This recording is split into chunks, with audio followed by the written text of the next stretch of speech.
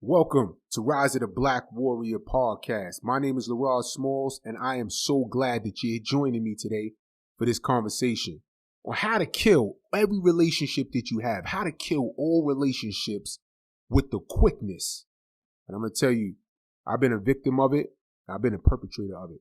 So let's dive right into the conversation. What is it that people want in life? People want to be heard. People want to be loved. People want to be recognized, right? People want to be felt. And all of those things, they happen because people are trying to operate at the best level that they can. But if you're someone who's recognizing that there's a flaw in somebody else, if you see in somebody's actions and you already make a statement that determines that you already know everything about it, you judging them. If you think for one moment that you know better than that person, or that person is fucking up, or somebody is doing something that they shouldn't be doing, you judging them. You basically taking an assessment of the entire situation, and you have determined all of the facts. You've made all of the decisions around it, and then you've placed a label on that particular person. Nobody wants judgment. Nobody wants anybody to tell them everything about what they mean to do. See, this is something I say every single day, is that everybody wants to be judged by their intention, but we want to judge everybody else by their actions.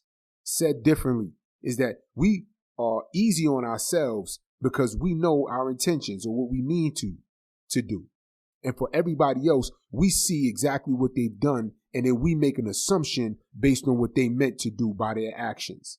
And I'm here to tell you that if you want everybody around you to hate you, start judging everybody.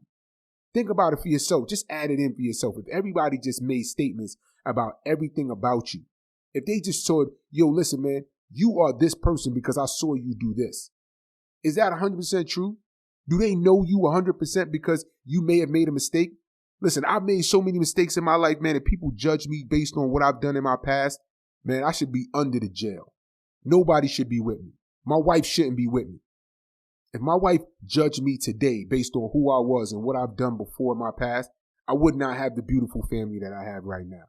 If you judging me based on what you knew about me or see me do before, or who I was, or the conversations I used to have, you probably wouldn't listen to this podcast right now. See, all of us are a culmination of the events that we've done before, minus the judgment, because we get a new opportunity every single day to recreate ourselves, to recreate who we want to be, to reincarnate and become a different person. So who is it for any one of us to start judging somebody else? Jesus in the Bible said, hey, he who is without sin cast the first stone, because everybody wanted to judge her. Everybody wanted to judge this woman for some sins that they believe she committed. He said, yo, how should we deal with this, Jesus? He said, no problem. Maybe you should stone her, but let the first person that has zero sins, let him be the first one to cast the stone. That's judgment. And I'm here to tell you that that is the surefire, quickest way for you to destroy everything that matters. Now, yes, you might want to coach somebody. You might want to share some good word with somebody. You might want to help them. But in doing so, you have to be mindful that you have to be sharing it with them in a way that they can receive it. So I'm going to give you the answer to that. See, if you want to be in a space of sharing, coaching, supporting, and loving people, ask them powerful questions. Ask them questions that give them an opportunity to answer it in an affirmative and a powerful way. For an example, if somebody is doing something in their life, and let's say that they, every single day they drinking every single night, right? They drink every single night before they go to bed. They find themselves not waking up in the morning, and you see that they're doing that. Why not ask them, hey, listen, let me ask you. Now, I know you drink every single night, and I know, that's giving you something. What is that giving you? Well, it's making me relax. It's making me feel great. I could get that. So you feel more relaxed when you do it. Well, do you feel any consequences at all to that effect when you drink at all? Is there any negative effects at all? Yeah, well, sometimes I wake up a little late. I'm not getting things done that I really want to get done if I didn't drink as much. Okay, I get that. I see that. So now you are relaxed, but you are waking up a little later. Would you imagine that? Could you get more done? Would it be more worth it to you to get more done tomorrow, or is it the relaxing that's more important to you? Well, you know what? I really wish I did get more things done because I could relax on the weekend. Great. So let me just propose something to you. What if you just didn't drink during the week at all, and you only drink on the weekends when you need to relax, could that produce better results for you? You know what? Maybe it did. Now that comes off as a much more powerful way of sharing an idea with somebody as opposed to saying, you are a total fuck up.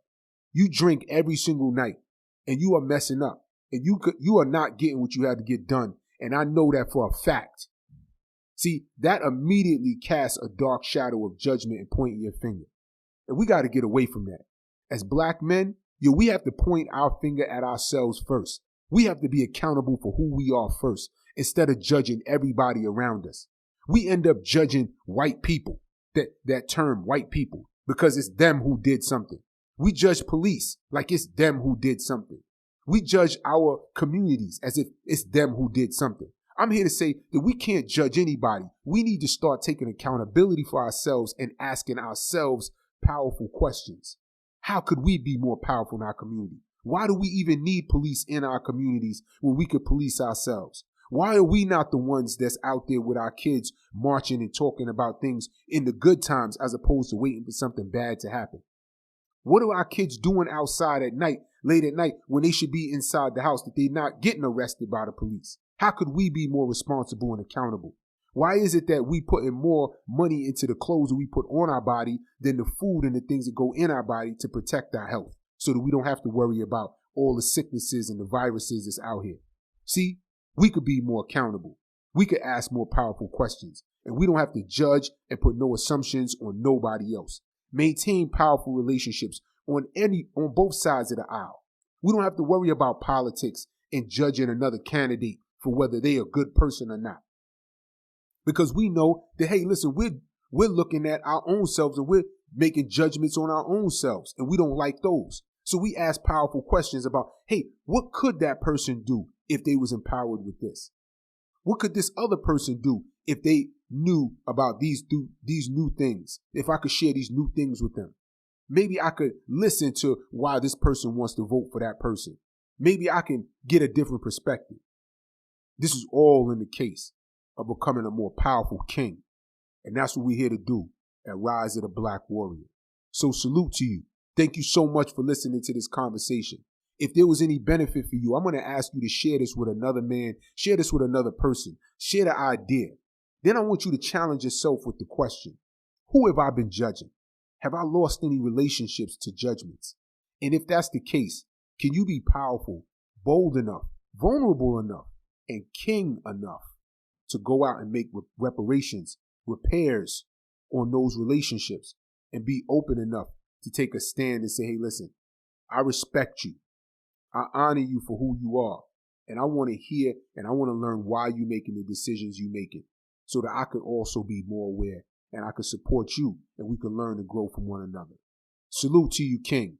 Many blessings to everybody who's under the sound of my voice, and blessings to everyone in this country as we support and grow together as a nation. Salute. That was Rise of the Black Warrior podcast. If you'd like to support this podcast, go to youtube.com, Rise of the Black Warrior, like and subscribe, and follow us on Facebook and Instagram at Rise of the Black Warrior.